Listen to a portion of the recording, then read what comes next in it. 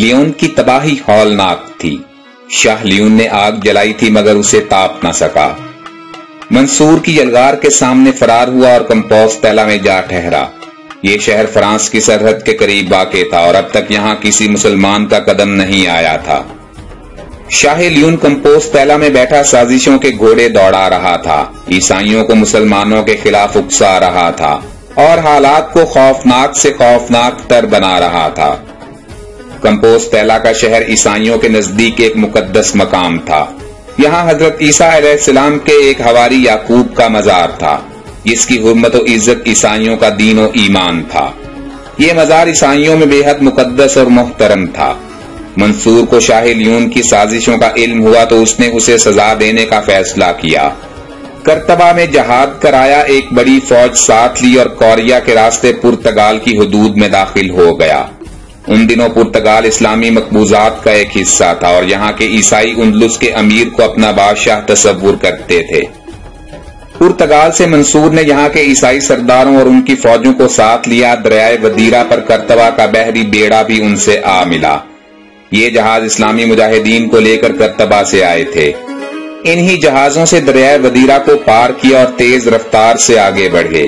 اسلامی فوجیں نعرے لگاتی، فتح کے جشن مناتی، ظفر کے پرچم اڑاتی بڑھتی گئیں۔ ابھی کمپوستیلا دور ہی تھا کہ منصور کو ایک سازش نے چوکنا کر دیا۔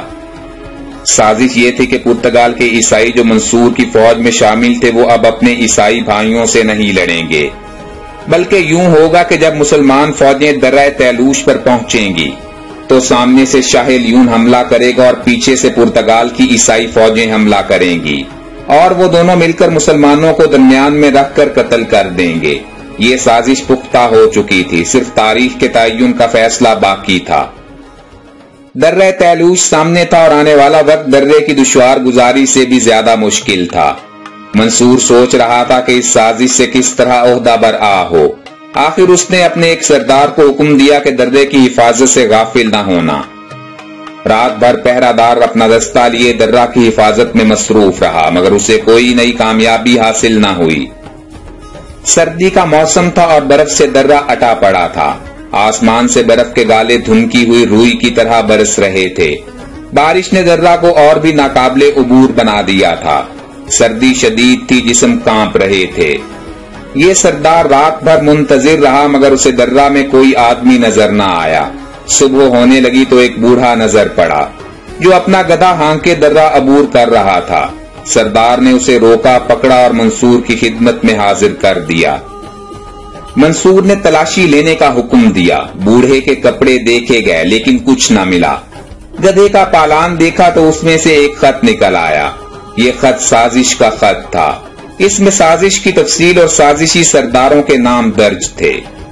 منصور نے ان سرداروں کو بلایا اور سازش کے الزام میں بوڑھے سمیت حوالہ طے کیا۔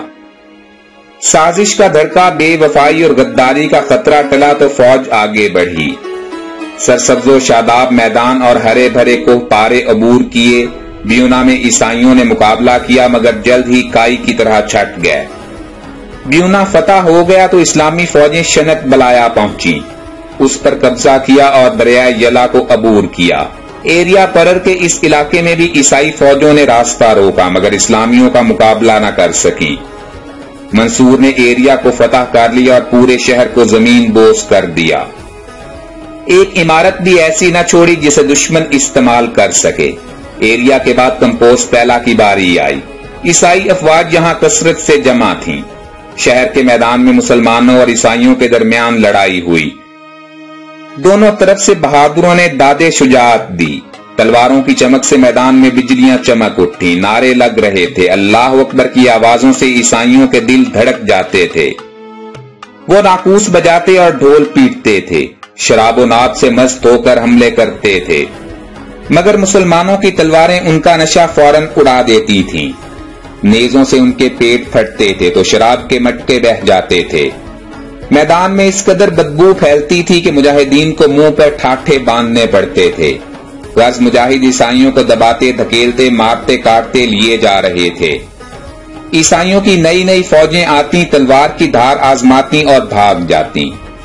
جب شاہ لیون نے اپنی فوجوں کا یہ حال دیکھا تو گھبرایا۔ وہ بھاگا اور کمپوستیلا سے فرار ہو گیا۔ کٹتے مرتے عیسائی پہلے ہی بے دم ہو رہے تھے، وہ بھی بھاگے۔ اسلامی مجاہدین نے تعاقب کیا اور دور تک مارتے کاٹتے چلے گئے۔ ہزاروں عیسائی مارے گئے، لاشوں سے میدان بھر گیا، خون سے میدان جنگ میں کیچڑ ہو گیا۔ بھاگنے والے پھسل پھسل کر گرے اور گھوڑوں کے سموں میں کچلے گئے۔ شام تک ایک بھی عیسائی زندہ نہیں تھا۔ لاشیں بھاگنے والے ساتھیوں کا ماتم کر رہی تھیں۔ ہوا ٹھنڈی ٹھنڈی آہیں بھرتی ہوئی گزر رہی تھی، سردی بڑھ رہی تھی، مگر میدان میں ابھی تک گرمی تھی۔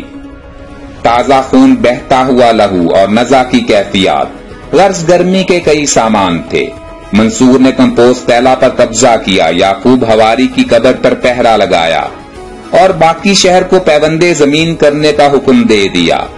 مجاہد شہر میں گھس گئے، اموال غنیمت جمع کیے، محلات و مکانات کو نظر آتش کیا، فصیل اور کلا کو گرایا اور اس طرح کمپوستیلا کا شہر بے نام و نشان کر دیا۔